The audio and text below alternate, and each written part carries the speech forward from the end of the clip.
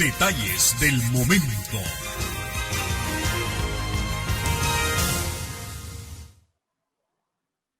Amigos televidentes de Detalles del Momento, muy buenos días y bienvenidos a esta edición correspondiente a hoy lunes 30 de noviembre del año 2020. En un mar de celebraciones de carácter espirituales que nos representan esta Navidad. Y a propósito de ello, me han estado preguntando muchísimo sobre el nacimiento hogareño más grande y tradicional de Nicaragua. Por estas fechas, las promocionales de los medios de comunicación de esta obra de arte que todos los años realizo ya son visibles en algunos espacios televisivos, radiales y comentarios en las redes sociales. Sobre este particular, quiero decirle a todos estos mis muy buenos amigos que por razones de estricta responsabilidad me obligo a interrumpir en este 2020 la tradición de 30 años exponiendo a los nicaragüenses de buena voluntad la representación artística del evento más trascendental del mundo cristiano y hasta ahora conocido por la humanidad, de Jesús de Nazaret, el Hijo de Dios. Espero en el futuro, si el Creador me lo permite, retomar esta devoción por la cual miles de personas visitan mi hogar todos los años. Pero por ahora, celebraré en la intimidad familiar este acontecimiento milenario en consideración a las familias, a los niños, a los ancianos que debemos cuidar ante la realidad pandémica que nos acecha.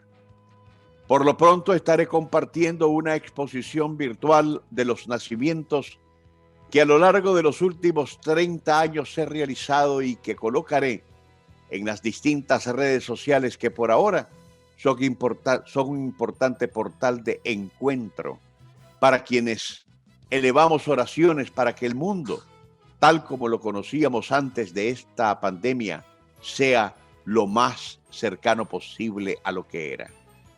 De manera que agradezco el interés de quienes me preguntan insistentemente sobre la obra devocional del nacimiento del Niño Dios, pero estoy plenamente convencido que en el 2021 regresaré con la inspiración que siempre el Creador me ha dado, con algo espectacular y solo a la altura del sitial de Jesús de Nazaret. De manera que, gracias a quienes están siempre interesados en esta obra de arte y lo que simboliza escénica y devocionalmente hablando. Hoy voy a tener de invitado en Detalles del Momento al doctor Guillermo González, ministro director de SINAPRED. Vamos a estar hablando sobre la situación actualizada de los damnificados, cómo le está llegando la asistencia, cuál es el último reporte y balance de toda esta estela trágica que ha dejado a su paso el ETA y el IOTA. Pero mientras tanto venimos con la entrevista. Usted quédese con nosotros que nos vamos a nuestro acostumbrado comentario editorial.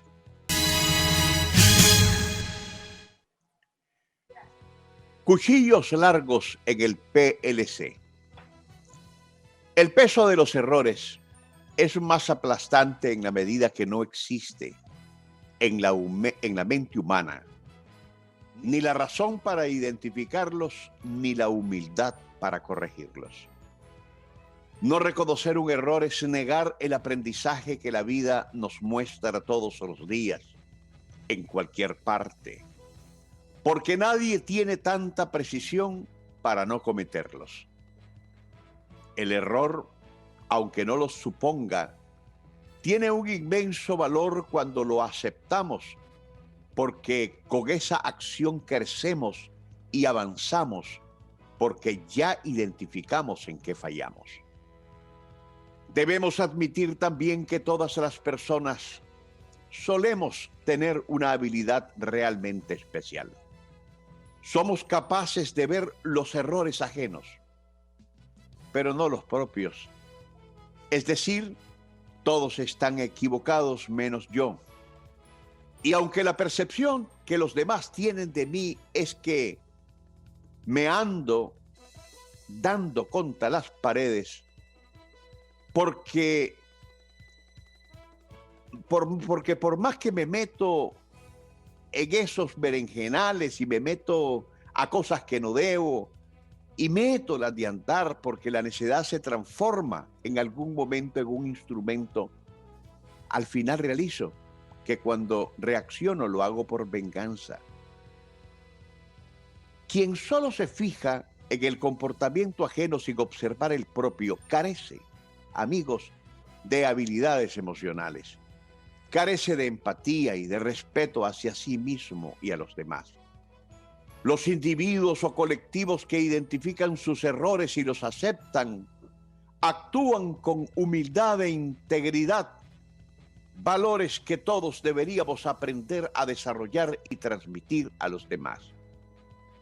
Desde esta tribuna, Detalles del Momento, hemos sido observadores de la impresionante capacidad suicida del oposicionismo, sin que ésta dé visos de la más mínima corrección, porque el tiempo pasa y ahora mismo nos encontramos a menos de un año para las próximas elecciones generales de 2021. Y la conclusión es que los que se consideran enemigos del sandinismo y se venden como los demócratas más puros, no mueven un solo dedo para generar la imagen de que quieren competir por el poder, sino que quieren perfilar que aquí viene el fraude solo porque no tienen capacidad de vencer al Frente Sandinista de Liberación Nacional. Este mismo ciclo, idéntico cada 5 años, a partir del 2006, lo vienen repitiendo. Tal vez desde siglas que tienen un nombre diferente a las de hoy, pero son los mismos nombres y tristes personajes ligados a la corrupción y al oportunismo, que por supuesto lucen más viejos y más acabados.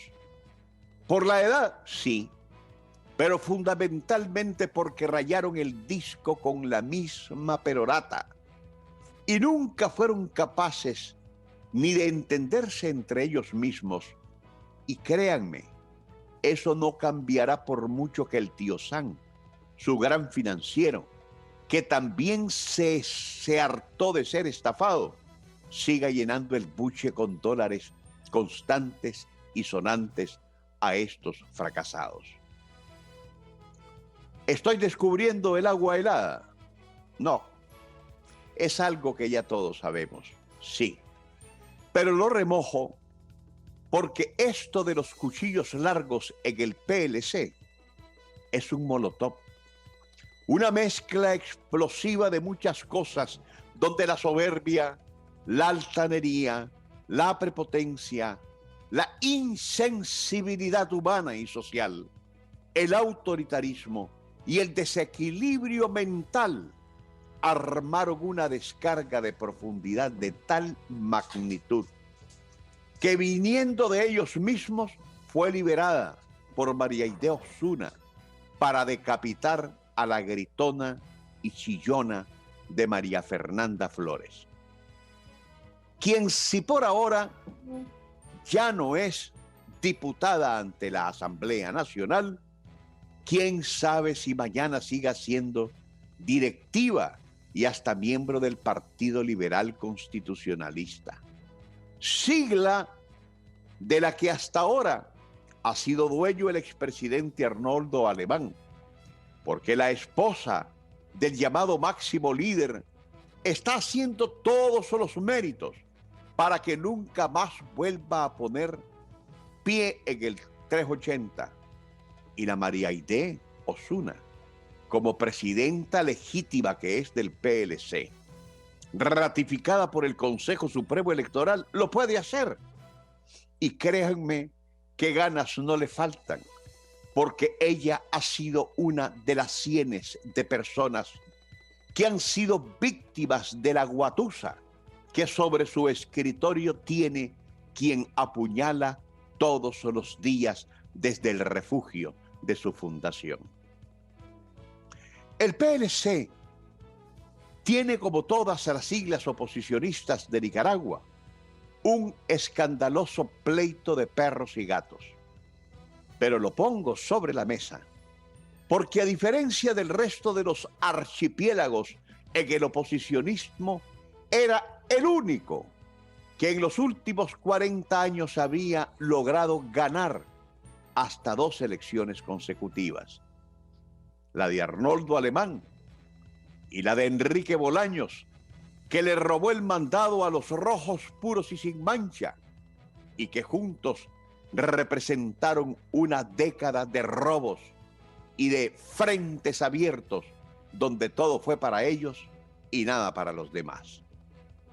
El asunto, sin embargo, es que eso envalentonó a Arnoldo Alemán y al PLC, que se vendía como una fábrica de votos, hasta que la soberbia del poder le fue diciendo que eso no era cierto.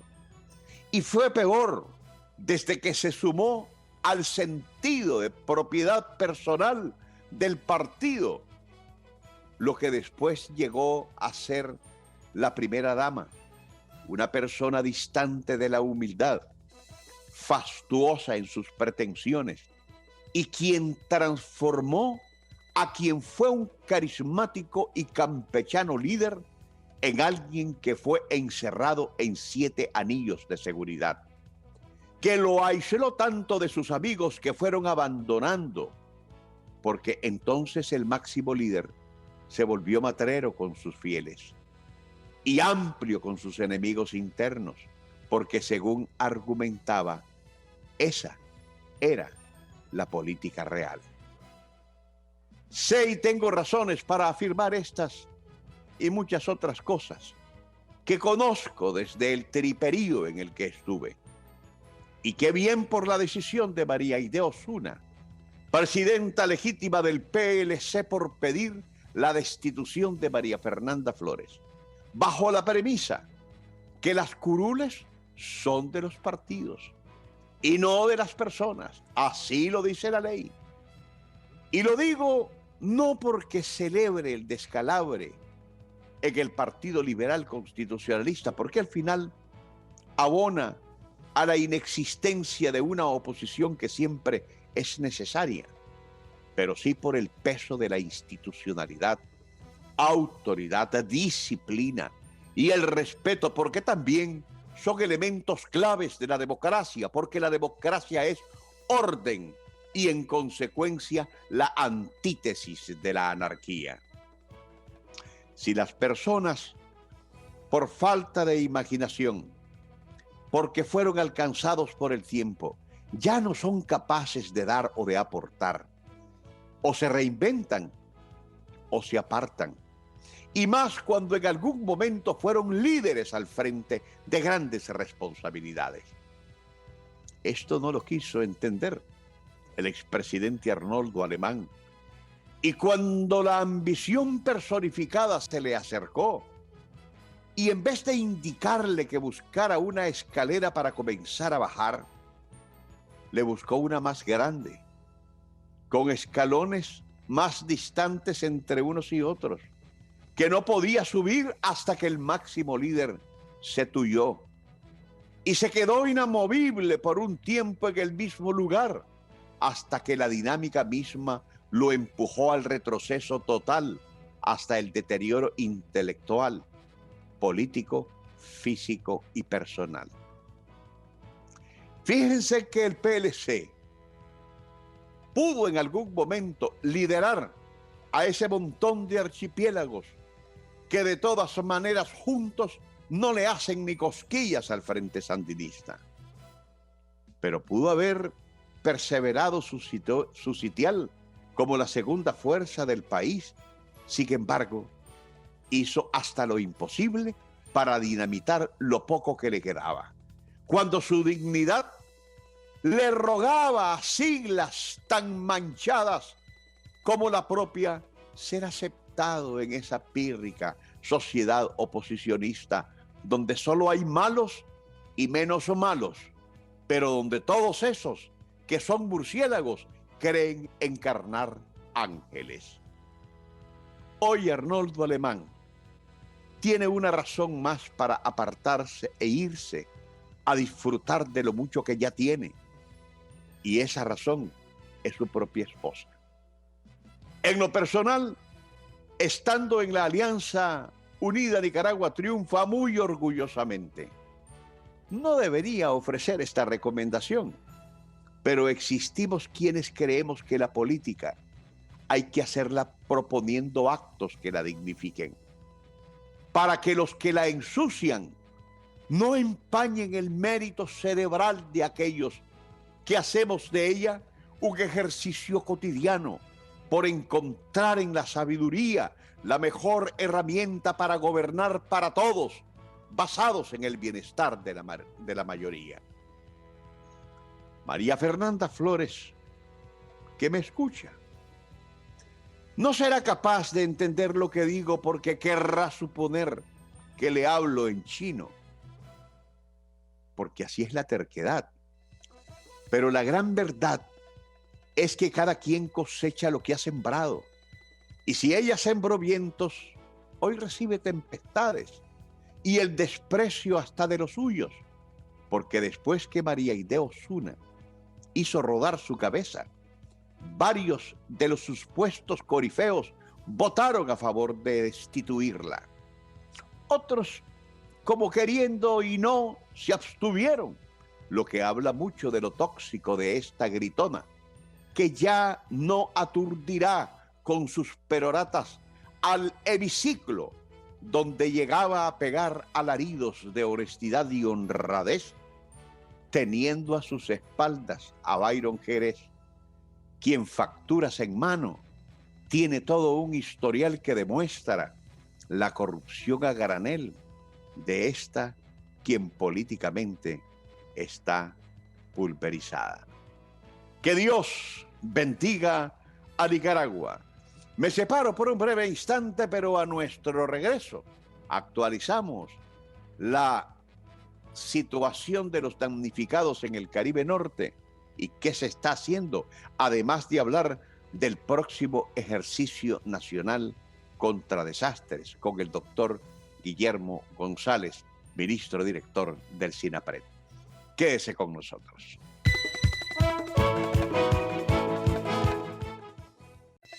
Gracias, amigos televidentes de Detalles del Momento, por continuar con nosotros. Ya han pasado unos 15, si mal no estoy calculando, el remate que el IOTA vino a hacernos siguiendo a Leta y dejó una enorme estela de destrucción a lo largo de todo el territorio sobre el cual se desplazó entrando por el Caribe Norte. Cuando hemos visto estas escenas dantescas de lo que la capacidad de los vientos huracanados hicieron, realmente es devastador. Es increíble el daño, no solo material, por supuesto que las vidas humanas que se perdieron, en gran medida por efecto de nuestra propia irresponsabilidad, porque todavía no terminamos de entender que contra la naturaleza no hay poder humano que pueda enfrentarlo y hay resultados letales en ese sentido.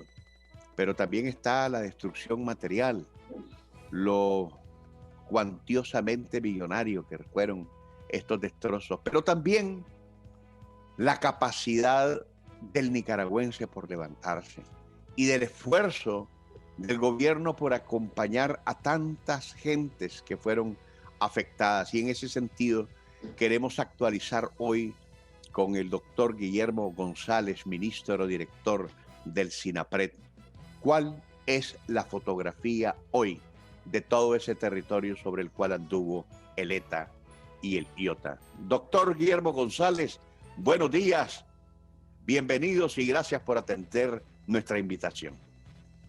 Buenos días, Moisés.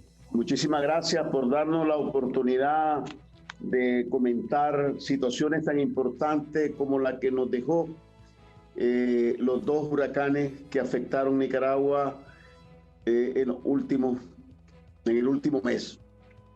Quizás, Moisés, vale la pena algo que hemos venido conversando también a nivel internacional. No hay duda que los primeros momentos hay aspectos de este tipo de fenómenos que son como los más llamativos, pero en la medida que la estela de su impacto va quedando más clara, también va quedando más claro cuál fue la dimensión de un fenómeno conocido como huracán Iota. Y quizás vale la pena comenzar por ahí para que contextualicemos un poco los aspectos que tú mencionas que quieres que actualicemos hoy. Primero, Moisés, señalar para que nos quede bien claro, especialmente a nuestra audiencia, de que aquí tuvimos un efecto acumulativo importantísimo. Ya ETA había golpeado el país, un huracán categoría 4 con vientos de 240, 250 kilómetros y que atravesó una buena parte del territorio nacional con una estela de lluvia, con una estela de afectaciones de distinta naturaleza, de las cuales apenas estábamos terminando de cuantificar cuando nos cae Iota. Pero quiero decir que Iota no solamente fue un huracán categoría 5, eso es bien importante que dejarlo claro, sino que tenía un radio de actuación muchísimo más amplio de lo que ETA había tenido.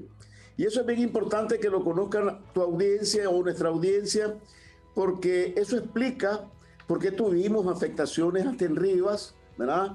Que algunas personas me han preguntado qué tiene que ver con el huracán allá en Larraán y que de repente tuviéramos esas afectaciones en Rivas. Quiero señalarte, Moisés, que inclusive ya en los contactos que hemos tenido en las reuniones con Centroamérica, quiero darte un dato. Panamá es un país que muy poco tiene este tipo de afectaciones y sin embargo se vio afectado por Iota, solo para dar una dimensión hasta dónde llegaba ese radio de acción de Iota, que es bien importante señalarlo. Incluso señalar que Panamá tuvo muertos, tuvo afectaciones materiales muy importantes. Igual que en la zona norte de Costa Rica hubo una serie de afectaciones y ya no digamos Honduras y Guatemala. Cuando decimos esto hay que dejar bien claro entonces que Iota tuvo un alcance, yo te diría, regional, ¿verdad? Donde posiblemente la furia o esa capacidad destructiva que tenía se centró fundamentalmente en Nicaragua. Dicho esto, es importante entonces comprender por qué también era importantísimo toda la acción preventiva que se hizo de movilización humana de comunidades enteras para garantizar su protección. Eso fue, digamos, algo que cuando uno contrasta la dimensión, la potencia que tenía este huracán y haberlo hecho con la oportunidad y en el tiempo y en los lugares en que se hizo, inclusive señalando, creo yo que es bien importante que lo digamos, en comunidades, ¿verdad? Que son grupos, poblaciones originarias, inclusive etnias con distintas culturas, distintas lenguas, distintas formas de ver el mundo, ¿verdad? En realidad cuando tú llegas a ese nivel te das cuenta que Nicaragua pasó por un momento muy difícil, pero que también emergió a la historia de Nicaragua con una enorme fortaleza de capacidad del cuidado, de la protección que se tiene hoy del ser humano. Y yo creo que eso es bien importante señalarlo. Eso explica, digamos, cuando y alguna gente se queda así un poco seria, ¿verdad? Cuando se le dice, mira, aquí se movilizaron 48 horas antes de la llegada de Iota a más de 160,000 personas, ¿verdad? Y se queda un poco así. Pero en realidad esa es la única explicación por la cual frente a esa furia de esa naturaleza nosotros prácticamente en toda la zona del impacto directo del huracán, nosotros no tuvimos muerte, ¿verdad? Las muertes ocurrieron en ese halo más amplio, ¿verdad? Del huracán, lluvia en las montañas, deslizamientos, situaciones frente a las cuales quizás la gente un poco no percibía más allá, digamos, de cuando uno siente los vientos, la fuerza de los vientos, ¿verdad? La gente a veces se atiene un poco a esos aspectos, pues. Entonces, pero en sí, el impacto, digamos, del fenómeno, la respuesta inmediata fue importantísima. Ok, ¿qué ha pasado desde allá, desde esos días, digamos, duros, difíciles, hasta hoy? Es increíble, Moisés, que prácticamente creo que todavía se escuchaban los ruidos de los vientos, ¿verdad? Ya atravesando, después que pasó por Bilwi, que pasó por la zona de Halover, todo el litoral del Caribe, y el huracán estaba ya enrumbándose por el Triángulo Minero hacia la Segovia y todo eso. Hombre, pero la verdad que inmediatamente la respuesta organizada de la población, de su articulación con el gobierno, para las tareas de limpieza, escombreo, recuperación de los servicios, ¿verdad?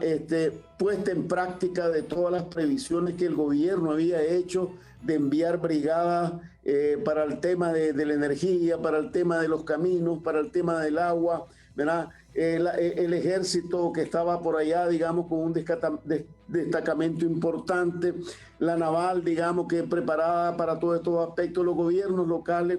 Es decir, prácticamente, por eso te lo quiero graficar, todavía se escuchaban, ¿verdad?, los vientos, y la gente ya rápidamente salió a las calles, a la limpieza, al escombreo, ¿verdad?, a tratar de reiniciar, ¿verdad?, su vida, especialmente en la zona del impacto, Bilwi, Huaspán, el litoral, las comunidades, etcétera. A pesar de la destrucción material, aquí lo importante es que la gente, al haber emergido sin daños humanos que lamentar, ¿verdad?, más que ver, pues, perdido lo que fue mucho de su esfuerzo de trabajo, en algunos casos de toda la vida, especialmente en las comunidades del litoral, ¿verdad?, donde se vio la destrucción masiva de casas enteras, de comunidades enteras, pues rápidamente se comenzó la recuperación, ¿verdad? Eso hace, ¿verdad?, que prácticamente, hablando ya de la fotografía que quiere, Bilwi hoy prácticamente tiene energía, ¿verdad?, como que si no ha pasado nada, ¿verdad? Y esto es impresionante en un país pequeño como es Nicaragua, un país con limitaciones materiales, técnicas, ¿verdad?, porque hay países, ¿verdad?, que han sufrido esto con enormes capacidades económicas, y que te puedo decir, digamos, después de los huracanes de las Tres Marías, todavía hay países que tienen problemas de energía y agua desde entonces, ¿verdad? En cambio aquí, rápidamente, con todo ese esfuerzo, esa voluntad política traducida en acción, esa combinación, ¿verdad?, con una población, ¿verdad?, protagónica, partícipe de todo esto, ¿verdad?, una juventud involucrada en todo este tema, ¿verdad?, ha permitido que rápidamente se aboquen a las tareas de la recuperación. Tuvimos una buena cantidad de gente albergada, y te digo tuvimos porque al día de ayer te puedo mencionar que ya en Huaspán no tenemos a nadie albergado. Comenzó desde el día viernes el proceso gradual de la familia al regreso paulatino a sus comunidades. ¿Cuánto llegó a sumar, doctor, la cantidad de gente albergada? Mira, se tuvieron más de 65,000 personas albergadas en algún momento, en refugio, en casa solidaria, en albergue, pero todo eso después fue paulatinamente, ¿verdad?, regresando a la normalidad. Ayer, y quiero comenzar por el norte, pues prácticamente las familias que estaban albergadas, que muchas de ellas eran de las comunidades de Río Coco abajo, ¿verdad?, desde el viernes comenzó ese proceso gradual, ¿verdad?, de ir retornando a sus comunidades, en la medida que los ríos bajaron, en la medida que también los compañeros y compañeras que están al frente de toda la situación han evaluado que los riesgos ahora son mínimos y ahora hay que pasar a la etapa de recuperación, de reconstrucción, ¿verdad? Y eso es lo que ha pasado. En Bilwi prácticamente ayer se tenía solo 3 albergues, menos de 1,000 personas. Se llegaron a tener más de 15,000 personas, así en una explosión en ese rango y en esa búsqueda de protección a la familia, ¿verdad? En el litoral, muchas de las familias también ya comenzaron a retornar a sus comunidades, a reconstruir, ¿verdad? El gobierno ha facilitado, ¿verdad? Hemos estado en un proceso que prácticamente al tercer o cuarto día comenzó de enviar planes techo, ¿verdad? Hay que tomar en consideración que este huracán golpeó a más de 40.000 viviendas donde se perdieron totalmente los techos. Hay unas 6.000 viviendas que se destruyeron totalmente y frente a las cuales se está trabajando ya para lo que va a ser el programa de reconstrucción. En fin, a la par de que la familia, ¿verdad?, rápidamente ha venido en el proceso, primero de sacudirse, llamémoslo así, ¿verdad?, de lo que pasó, ¿verdad?, de verse que estamos bien, bueno, vamos al proceso de reconstrucción, a todo el proceso de trabajo que está permitiendo que poco a poco se vaya regresando, entre comillas, a una cierta normalidad que sin duda no es la normalidad previa al huracán, pues sería utópico decir que se llega al momento igual, ¿verdad? Pero sí ha sido importantísimo esto. Por orientaciones de nuestro presidente, aquí se han enviado planes techo, ¿verdad?, a toda la zona del Triángulo Minero, ¿verdad?, que inclusive quiero comentarte, todavía la semana pasada teníamos algunas comunidades donde los anegamientos, el nivel de los ríos todavía estaba alto.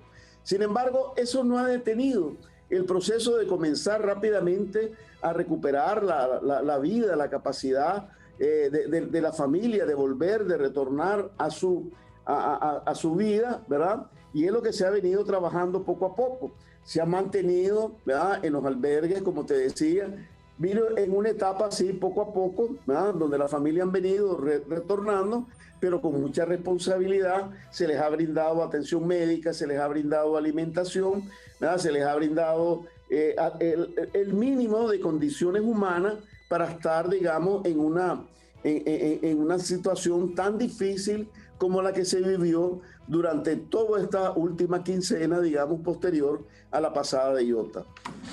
Doctor Guillermo González, tengo que irme a una necesaria pausa comercial, pero a nuestro retorno vamos a abordar sobre lo que aprendió SINAPRED de esta situación huracanada que nos afectó y que nos ha enlutecido y por supuesto nos ha ocasionado grandes pérdidas materiales y económicas. Pero también vamos a hablar de lo que ha sido el efecto de estos ejercicios nacionales contra desastres, porque el próximo 21 de diciembre estará nuevamente SINAPRED en todo el territorio nacional, haciendo algo, utilizando una herramienta o trasladándola educacionalmente a usted, a mí, a todo el país, para que ante eventos de esta naturaleza asumamos también nuestra responsabilidad y nuestra acción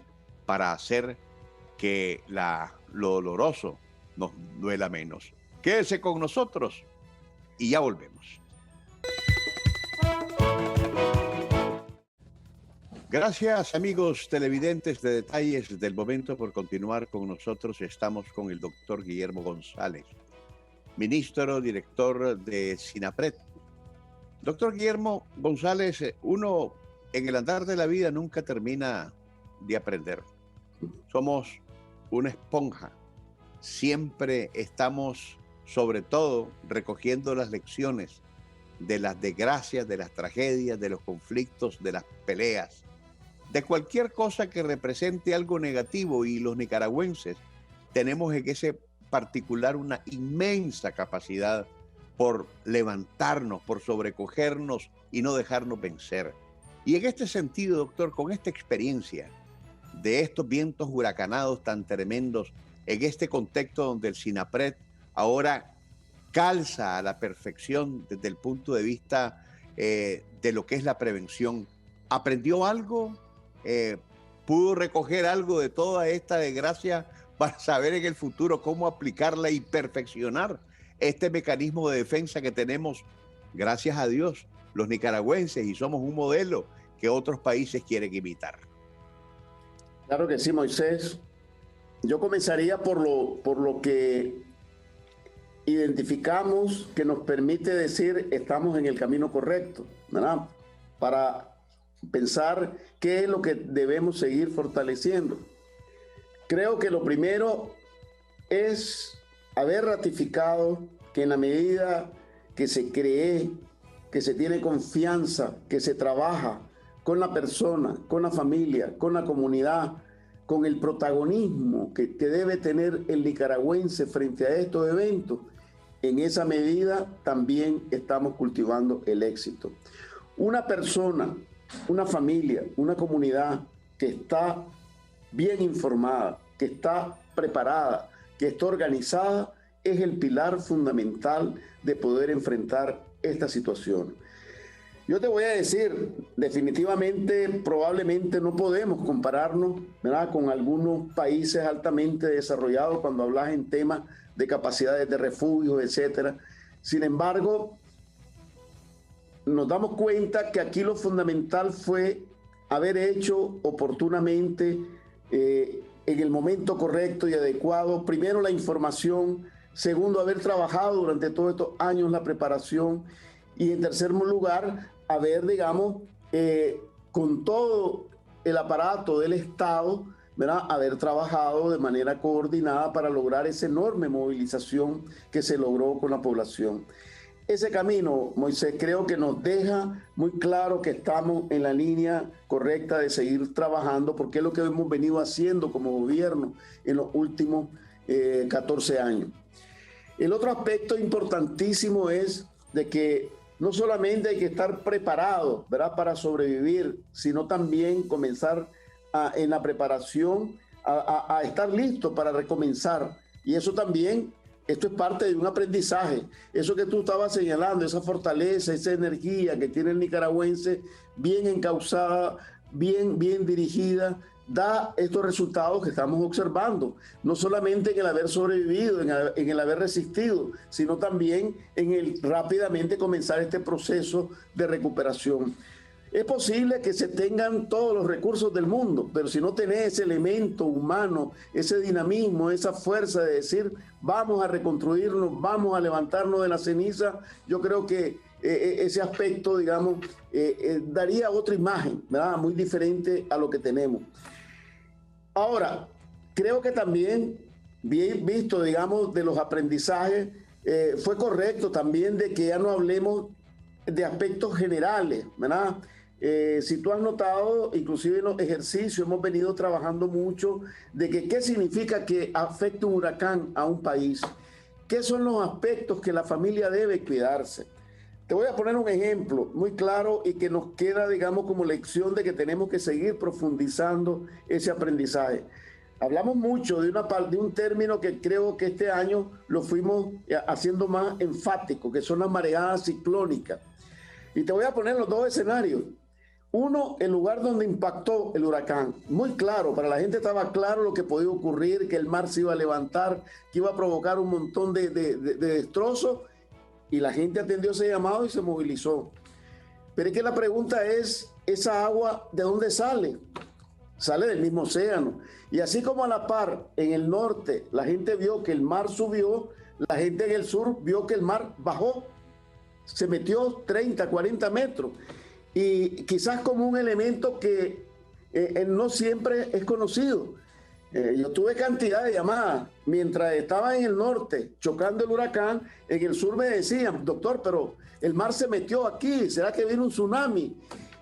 Eso ya es, Moisés, el resultado de toda esta discusión, de eso que digo, una población informada, una población que está pendiente, ¿verdad?, de aquellos aspectos que pueden ser peligrosos para su vida.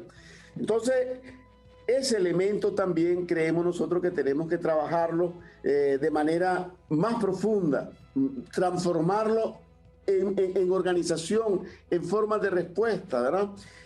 Por ejemplo, tenemos que hacer más énfasis con el tema de los deslizamientos, ¿verdad? Tenemos que hacer más énfasis con el tema de que también pueden darse no solamente inundaciones graduales, sino también inundaciones abruptas, ¿verdad?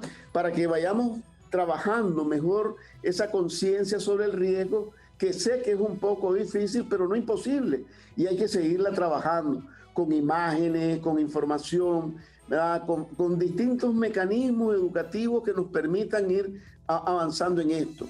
El otro aspecto es, ¿verdad?, cómo encauzar también, ¿verdad?, y lo hemos sentido.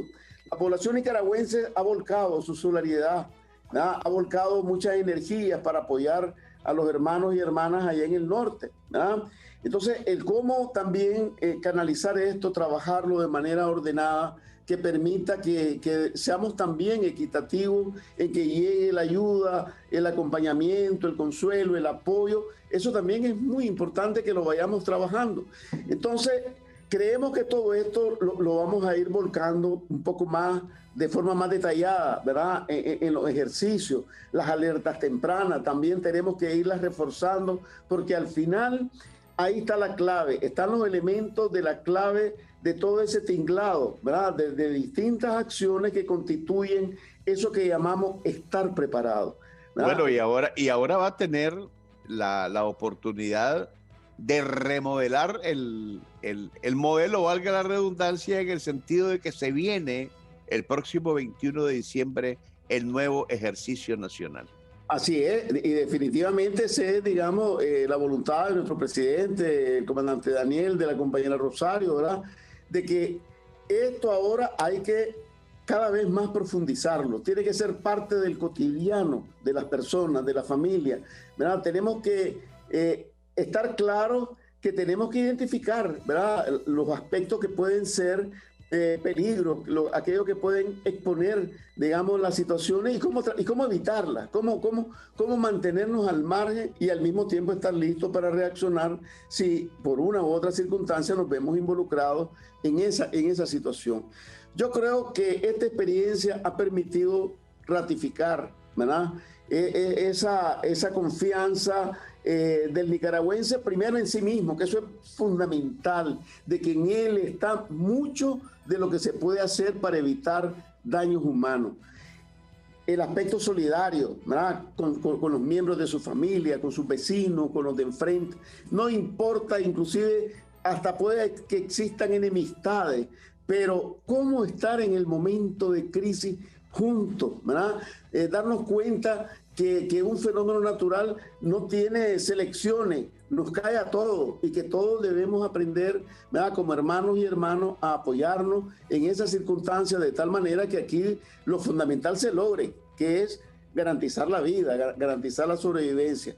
Y luego, cómo juntos también iniciar ese proceso de reconstrucción, que eso es muy importante.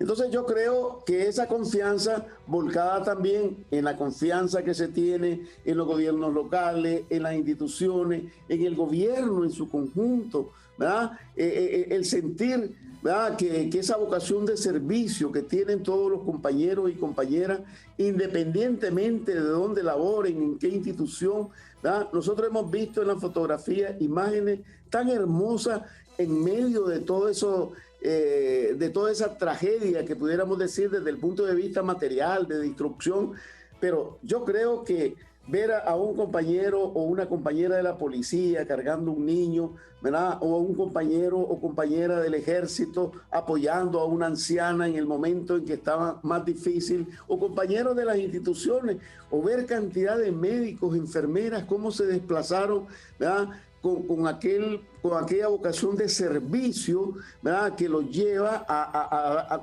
ir más allá, ¿verdad?, de la atención médica. Es el calor humano, es la relación con las personas.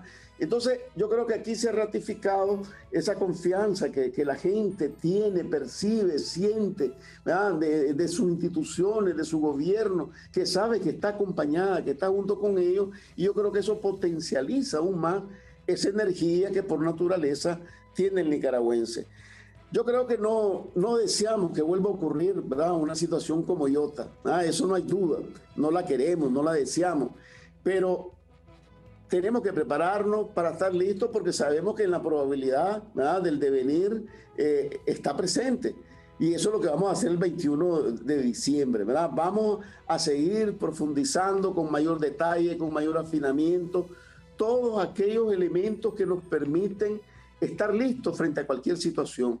Creo que el éxito importante de los ejercicios ha sido eso, la visión multiamenaza, la visión organizativa, la disciplina de poner en práctica todos esos aspectos que tienen que ver, sin descuidar, yo diría, un aspecto que es central, el aspecto humano, el aspecto que nos liga como nicaragüenses, el aspecto que nos pone, digamos, por sobre todas las cosas, a valorar la vida, ¿verdad? Independientemente de la persona, de su estrato social, económico, religioso, etc. Yo creo que ese elemento es fundamental y se ha puesto en práctica en esta situación de emergencia que hemos estado viviendo y que todavía estamos enfrentando. ¿Cómo no, mi estimado ministro? Y por supuesto, ahora más que nunca vamos a estar pendientes de estos ejercicios nacionales, porque creo que usted que nos ve y que es parte de la solución debe estar atento, sobre todo ahora que conocemos en vivo la experiencia que hemos tenido con este asunto del ETA y del IOTA.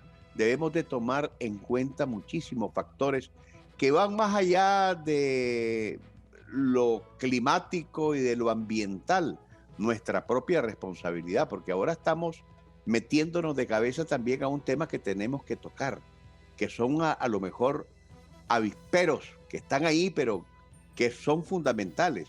Aquí tenemos que cambiar mucha cultura, tenemos que cambiar muchos arraigos. Aquí no podemos seguir creyendo que es correcto vivir al pie de una montaña. Aquí no podemos estar creyendo que ahora que las minas están vacías en un temporal de esa naturaleza, entonces aprovechemos y trabajemos porque no nos va a pasar nada. Aquí tenemos que considerar asuntos arquitectónicos en la costa Caribe para que esa zona, que es un corredor natural de estos huracanes, en el futuro nos afecten lo menos posible. Doctor, muchas gracias por su atención y pendientes para el próximo 21 de diciembre. Y usted, amigo televidente, muchísimas gracias. Será hasta mañana, si Dios así nos lo permite. Detalles del momento.